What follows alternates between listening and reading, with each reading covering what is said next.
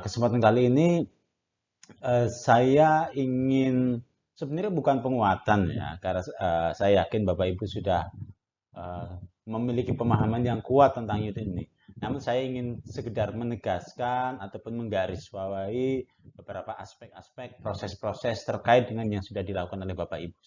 Ini kutipan koran lama Bapak Ibu, tahun 2012, hampir satu dekade yang lalu, 10 tahun yang lalu, di The New York Times, Amerika Serikat. Ini koran yang cukup terkenal. 10 tahun yang lalu, seorang penulis, kolumnis, Andrew Hacker, itu bertanya-tanya, sebenarnya masih perlu nggak sih aljabar untuk kita pelajari? Kalau kita tarik lebih luas lagi, pertanyaannya adalah, sebenarnya perlu nggak sih matematika? Ini hasil studi Bapak Ibu. Hasil studi dari Georgetown Center on Education and the Workforce tahun 2012. Nah, waktu itu menyampaikan bahwa satu dekade ke depan hanya 5% pekerja entry level yang membutuhkan kecakapan bidang aljabar ataupun matematika. Artinya apa? Saat ini dan mungkin ke depan penguasaan pengetahuan matematika itu sudah bukan hal yang krusial untuk pekerjaan. Nah, JCEW menegaskan bahwa yang dibutuhkan sebenarnya bukan sekedar paham tentang rumus, tetapi apa maknanya dan apa gunanya rumus tersebut. Nah, lebih lanjut lagi, pengembangan kemampuan berpikir tingkat tinggi atau HOTS, keterampilan berpikir, penalaran kuantitatif, penalaran geometri, penalaran statistik, dan ada begitu banyak lagi kemampuan berpikir lainnya. Artinya apa? Yang ditegaskan bukan lagi tentang pengetahuan substansi, bukan tentang seberapa tahu matematika siswa kita itu, tetapi adalah bagaimana mereka bisa berpikir. Oleh karena itu, saya yakin unit yang sudah Bapak Ibu laksanakan, unit keterampilan berpikir dan proses matematika itu akan sangat bermanfaat. Dan itu akan sangat bisa digunakan di kelas. Nah, di zaman atau di era digital ini, ada begitu banyak kompetensi yang dibutuhkan atau disebutnya literasi. Sekarang berarti bagaimana tuh pembelajarannya di kelas? Gitu. Secara garis besar itu ada 3 aspek pengetahuan. Yang pertama adalah foundational knowledge, pengetahuan basic, pengetahuan dasar, pengetahuan fundasional. Di antaranya adalah core content knowledge tadi yang saya katakan sebagai pengetahuan substansi matematika dalam konteks pelajaran matematika. Itu penting, tapi bukan yang paling penting. Kenapa? Sekarang pun berkembang yang namanya cross-disciplinary knowledge. Ketika pengetahuan lintas disiplin, contoh paling sederhana yang saya yakin sudah familiar dari Bapak Ibu adalah STEM. Berikutnya adalah literasi digital, penguasaan teknologi. Setelah pengetahuan fundasional ataupun mendasar, ada yang namanya humanistic knowledge, yaitu pengetahuan humanistik, to value, untuk memberikan nilai. Makanya aspek-aspeknya adalah adanya kesadaran emosional, adanya cultural competence atau kompetensi budaya, adanya life dan job skill, keterampilan hidup dan keterampilan kerja. Lalu pengetahuan yang ketiga adalah meta knowledge to act.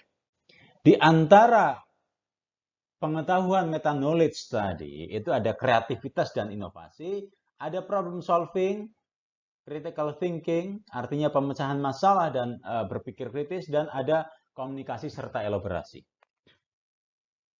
Yang mana ini biasanya disebut sebagai kecakapan abad 21, Bapak Ibu. Artinya apa? Menegaskan kembali bahwa aktivitas kita di unit ini sangat krusial.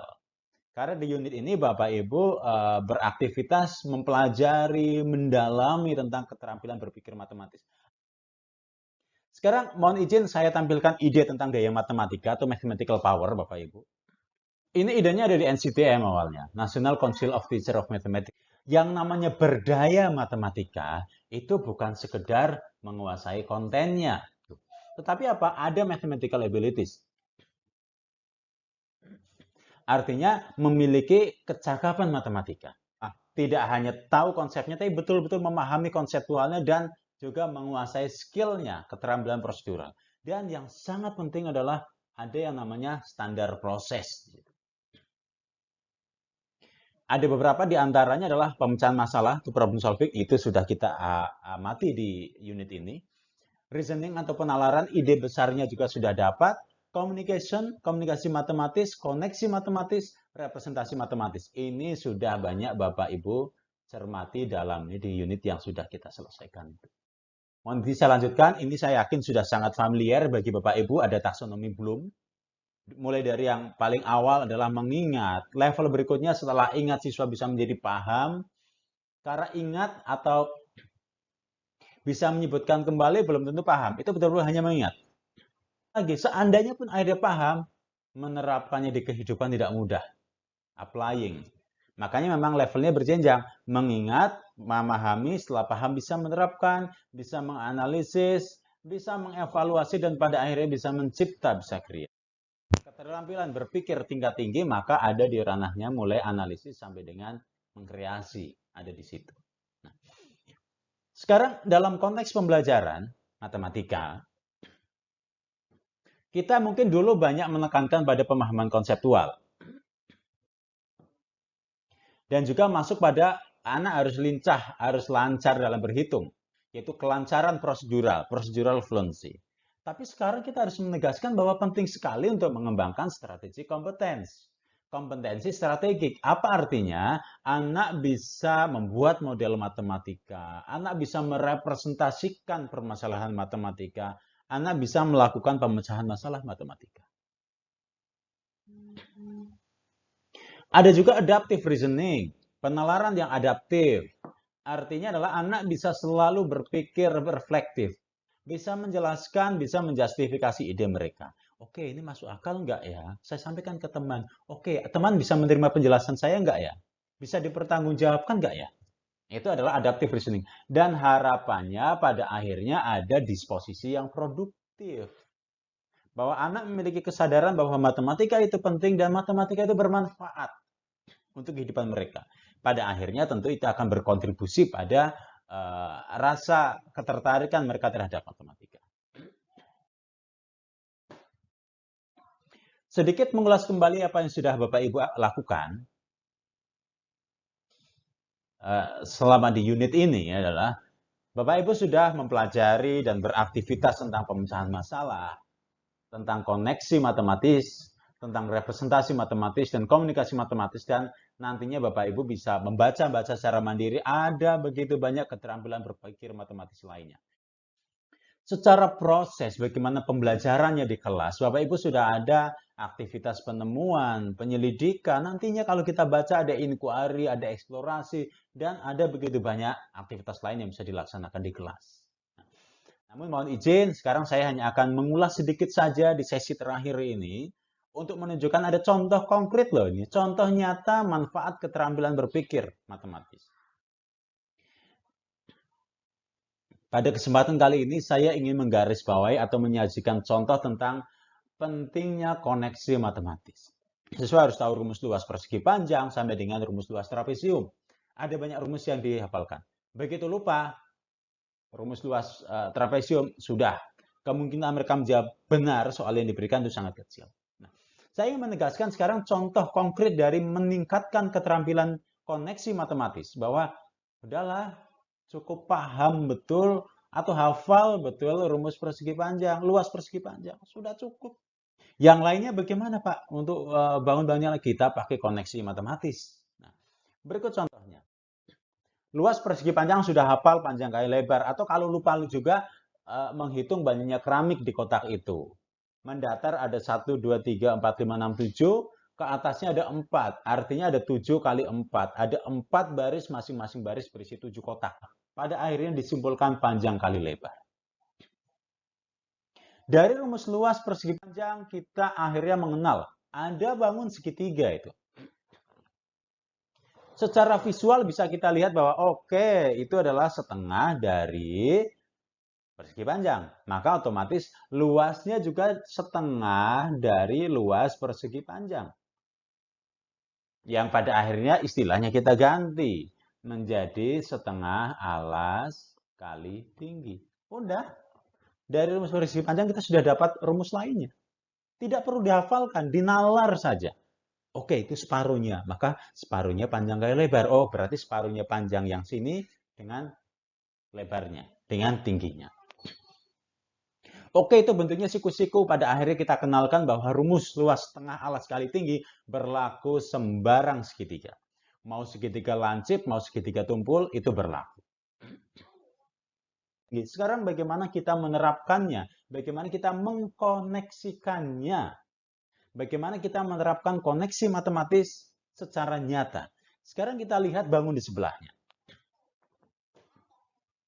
Bangun jajar genjang. Oke, kita hafal alas kali tinggi. Tapi kalau siswa lupa hafalannya, rumusnya lupa, mereka terlalu mengandalkan hafalan, maka kemungkinan mereka akan kesulitan menjawab soalnya. Maka kita kuatkan dengan koneksi matematis. Kita kuatkan di situ. Caranya apa? Tuh, nak, lihat. Jajar genjang itu kan kalau dibagi menjadi dua segitiga yang besar dan bentuk sama. Artinya apa? Luas jajar genjang ini adalah 2 kali luas segitiga. Artinya 2 kali setengah alas kali tinggi. Atau akhirnya apa? Menjadi alas kali tinggi. Ini alasnya, ini tingginya. Udah dapat. Tidak perlu hafal. Mengingat-ingat saja, dikoneksikan saja.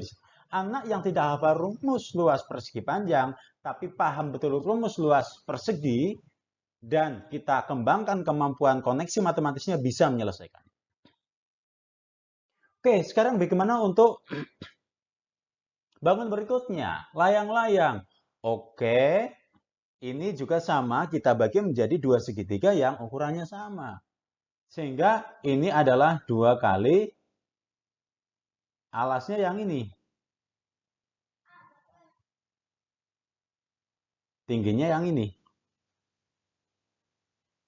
Sehingga 2 kali setengah alas kali tinggi. 2 kali ini. Sudah kita peroleh. Apa yang kita peroleh? Alasnya kan diagonal. Ya kan? Sehingga ini adalah tinggal kita kalikan. Tingginya adalah setengah diagonal yang satunya. Itu sudah ada 2. Selesai. Kita sudah bisa menyelesaikan rumus luas layang-layang di situ. Sekali lagi, tanpa menggunakan atau menghafalkan rumus luas setiap bangun geometri di situ. Oke, setengah alas kali tinggi. Oke, berarti kan tinggal kita ganti. Oke, alasnya itu memang diagonal 1. Tapi tingginya kan setengah diagonal 2, ya nggak masalah. Pada akhirnya kan ini akan sama. 2 kali tinggi, 2 kali T kan jadi diagonal 2. Makanya luasnya adalah setengah kali diagonal 1 kali diagonal 2. Selesai. Tidak perlu hafal. Berikutnya adalah, oke, sekarang ada lagi nih, trapesium nih. Ketika kita bagi 2, segitiganya mungkin berbeda. Ukuran maupun bentuknya mungkin berbeda. Ya tidak masalah, kita punya segitiga 1, kita punya segitiga 2. Kalau ini kita berikan nama A, alasnya A, ini B, ini tingginya T. Maka kita punya bahwa luas segitiga 1 adalah apa? Setengah B kali T. Luas segitiga 2 adalah setengah A kali T. Sehingga luas trapesium adalah luas 1 ditambahkan luas 2. Sama dengan apa? Berarti kita gabungkan di sini setengah kali A ditambah B kalikan T. Udah selesai. Luas trapesium adalah jumlah garis jajar kali setengah tinggi. Selesai. Kita tidak perlu sekali lagi menghafalkan rumus setiap bangun geometri. Kita hanya mengandalkan koneksi matematis. Nah, itu adalah contoh konkret dari koneksi matematis, Bapak Ibu. Oke, intinya itu Bapak Ibu. Semoga apa yang kita lakukan bersama-sama itu bermanfaat.